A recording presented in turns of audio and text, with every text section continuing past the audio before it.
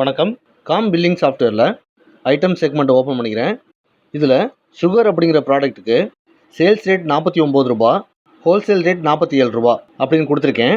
அடுத்ததாக இந்த wholesale quantity அப்படிங்கிற இடத்துல 5 கிலோன்னு கொடுத்துருக்கேன். நாம் பில்லிங் பண்ணும்போது 5 கிலோவுக்கு மேலே வாங்குறப்ப அவங்களுக்கு ஆட்டோமேட்டிக்காக இந்த ஹோல்சேல் ரேட்டை எடுத்துக்கும். இப்போது பில்லிங் செக்மெண்ட் போய்ட்டு ஒரு பில் பண்ணலாம்.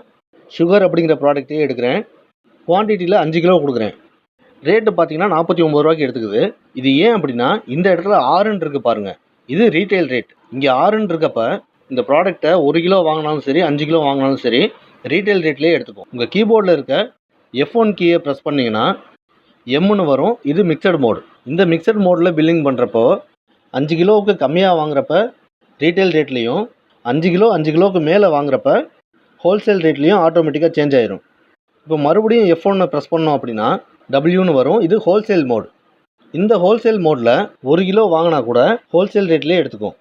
இப்போ நம்ம பார்த்த ரீட்டைல், மிக்சட், ஹோல்சேல் இந்த ரேட் மோடில் ரீட்டைலும் ஹோல்சேலும் மட்டும் இருக்கட்டும், மிக்சட் மோட் தேவையில்லை அப்படின்னா admin, company settings, B trade இதில் ஜென்ரல் செட்டிங்கில் இங்கே இருக்கிற எனேபிள் மிக்சட் மோட் இந்த ஆப்ஷனுக்கு நோ கொடுத்துட்டு Ctrl+S கொடுத்து சேவ் பண்ணிடுங்க. இப்போ பில்லிங் பேஜ் போவோம்.